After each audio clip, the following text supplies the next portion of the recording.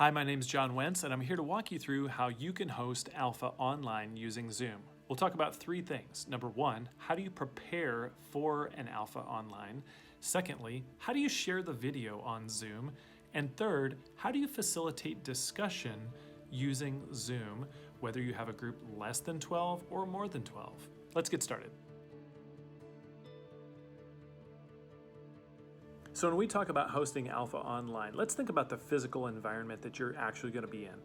One, I always like to try to find as quiet of an environment as possible, and I always like to try to eliminate as many visual distractions behind me while I'm present. So if you're in a messy room, maybe move to a spot that's going to eliminate those distractions.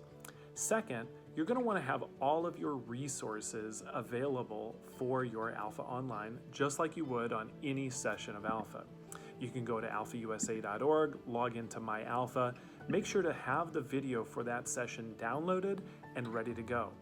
I also like to have all of the discussion questions from the guest guide, and you can just copy and paste those questions out of the discussion guide into a Word document and have that ready to go, so that later on, when it's time to have discussion, you can paste those into the chat window for whoever's having discussion. The third thing that I like to ensure in setting up for an Alpha Online is to make sure that I have a great internet connection. So do whatever it takes to make sure that you've got a great internet connection. If that means plugging directly into your computer so that you have a direct line, do it. Do whatever it takes to make sure that you've got a really strong internet connection, the best one that you can possibly have. Once everything is set up and guests begin to arrive into your Zoom meeting, you'll want to make sure to encourage them to unmute whenever it comes time to talk and to enable their video if they're at a place where they can do so. It's always helpful whenever we host an Alpha online that we have multiple people helping. So if I'm hosting the room, I love to have a co-host or two who can help make sure to do all the behind scenes of muting people or unmuting people. It's always very helpful to equip a team even when you're doing Alpha online. As all the guests arrive and you're making light conversation, once you feel like you have enough people there and it's time to begin, you can begin with an icebreaker question. Simply put that icebreaker question in the chat window, let everyone know what it is, and have some fun going around, getting to know each other, and making everyone feel welcome. Once your icebreaker comes to a close, it will be time to share the Alpha video, and we're going to walk you through those steps on how to do so. Sharing the Alpha video is really simple. At the very bottom of your Zoom window, you'll see a button that says Share Screen. Simply click on that, and then a new window will pop up. Select your Alpha video. And before you click Share, make sure to click the two buttons at the very bottom that say Share Computer Audio and Optimize for Full Screen.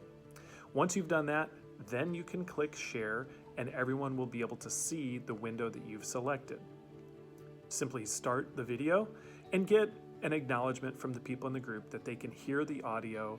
And once everything is good, make sure to mute all participants so that everyone can watch the video without audio distraction.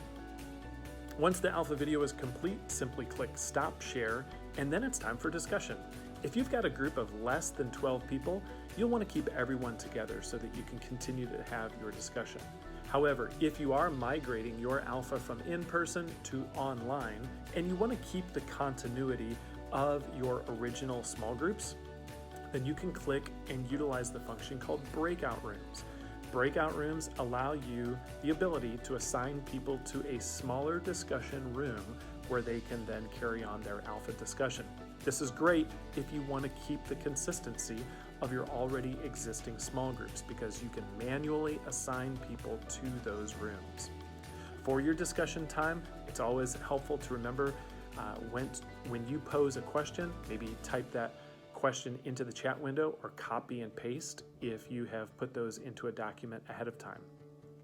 If you are monitoring the entire Alpha and you're utilizing breakout rooms, you'll want to make sure to end your Alpha on time, but also be sensitive to the fact that several of those breakout rooms may be in the middle of their discussion. you can give them a broadcast message to let them know that there are 3 or 4 minutes left remaining in the discussion time so that they have an opportunity to bring their discussion to a natural close. Nobody likes to be cut off in the middle of a sentence and have an online meeting pulled out from under them. So give them ample opportunity to bring their discussion to a close. And then as you click on breakout rooms, you can watch as people leave those rooms and know when it's an appropriate time to bring the alpha to a close. So those are our 3 tips on how to prepare for alpha, how to share the alpha talk, and how to accommodate people for the discussion groups. We hope you find this helpful, and we are here, we're praying for you, and we're very excited to see how alpha can continue with this online option.